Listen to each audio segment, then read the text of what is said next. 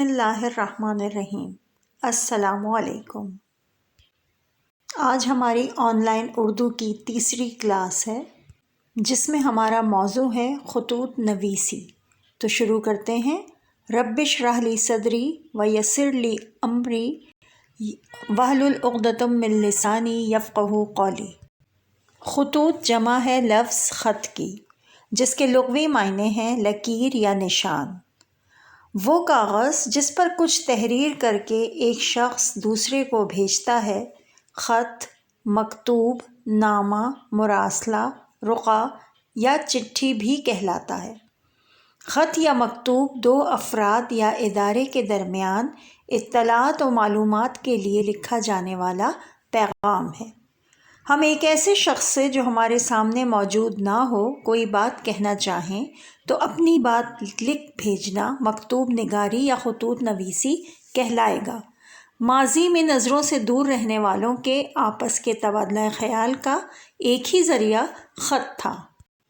خط کی بنیادی طور پر دو اقسام ہیں۔ نمبر 1 غیر رسمی خط جو دوستوں یا رشتہ داروں وغیرہ کو لکھے جاتے ہیں، اور دوسرے رسمی خط جو ادارے یا کاروباری افراد کو کسی مقصد کے تحت لکھے جاتے ہیں۔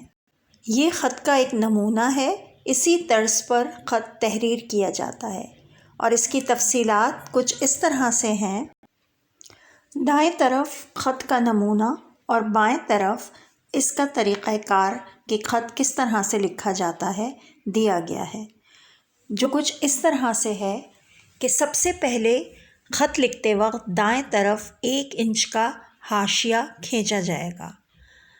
خط کی پہلی، دوسری اور چوتھی سطر کے آغاز میں 1 یا 2 الفاظ کی جگہ چھوڑی جائے گی، جبکہ تیسری سطر کو درمیان سے شروع کیا جائے گا، اور جب آپ مخاطب کریں گے کسی کو بھی تو آخر میں علامت ندائیہ لگائی جائے گی۔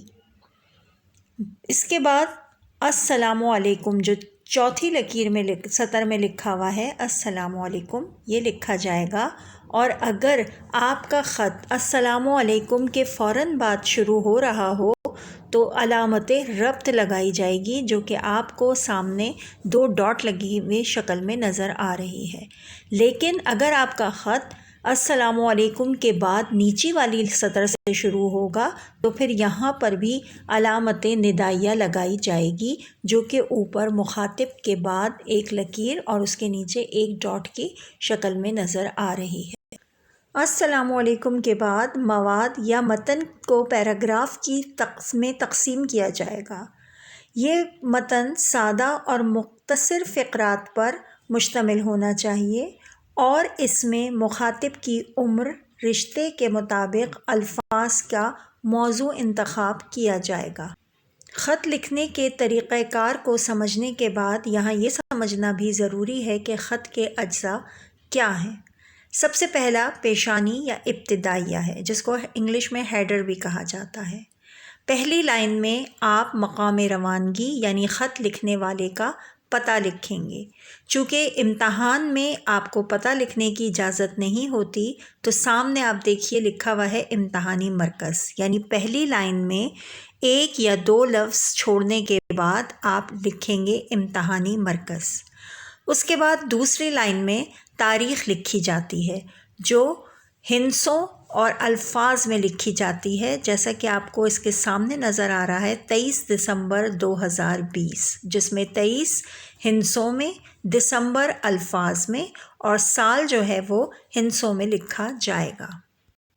تیسری سطر میں آپ القاب لکھیں گے، اور القاب بڑے کے لیے تعظیم اور احترام کے ہونے چاہیے، جیسے محترم، جناب اور مکرمی وغیرہ، اور ان کو مخاطب کرنے کے لیے آپ جناب کا استعمال کیا جائے گا۔ ہم عمر کو اگر آپ خط لکھ رہے ہیں تو بے تکلفی کا اظہار ہوگا، جس میں پیارے اور تم کہہ کر مخاطب کیا جا سکتا ہے۔ اگر چھوٹے کو خط لکھا جا رہا ہے تو محبت، شفقت اور نصیحت اس میں پائی جانی چاہیے، اور اس کے لیے آپ عزیزی، عزیز از جان کا استعمال کر سکتے ہیں، اور متن میں نصیحت کے لیے اور نصیحت کے بعد ورنہ کا استعمال بھی آپ کر سکتے ہیں۔ یہاں یہ بات بھی یاد رکھنی چاہیے کہ تیسری سطر میں جب آپ القاب لکھیں گے تو وہ پرچے کے درمیان سے آپ لکھیں گے، یا پھر دوسری سطر میں جو آپ نے تاریخ تحریر کی ہے وہ جہاں ختم ہو رہی ہے اس کے بعد آپ القاب لکھیں گے، اور چوتھی سطر میں آپ آداب، اور آداب میں سب سے مناسب السلام علیکم لکھنا ہے۔ ایک بات کا اور خیال رکھنا ضروری ہے کہ السلام علیکم میں الف کے بعد لام اور سین، لام الف اور میم السلام لکھا جائے گا، اور اس کے بعد واو نہیں لکھا جائے گا بلکہ میم کے اوپر پیش لگتا ہے، اور اس کے بعد علیکم لکھا جائے گا۔ چوتھی سطر سے یا تو نفس مضمون شروع ہوگا السلام علیکم کے بعد، یا پھر آپ نیچی والی سطر سے نفس مضمون یا خط کا متن لکھیں گے، جو کچھ اس طرح سے ہوگا کہ سب سے پہلے اس کا آغاز ہوگا جس میں آپ خیریت پوچھیں گے یا بتائیں گے۔ اس کا مطلب یہ ہے کہ اگر آپ گھر میں موجود ہیں اور کسی باہر والے کو خط لکھ رہے ہیں تو پھر اپنی خیریت سے اسے آگاہ کریں گے اور گھر کے حال احوال کے بارے میں بتائیں گے، اور اگر آپ گھر سے باہر ہیں اور اپنے گھر میں خط لکھ رہے ہیں کسی کو تو پھر آپ اپنی خیریت سے اس کو بتائیں گے۔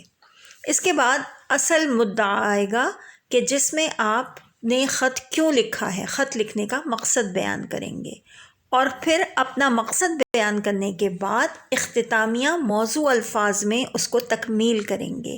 خط کو اسی طریقے سے تحریر کیا جاتا ہے، اور پھر آخر میں اختتامی کلمات اور دعا۔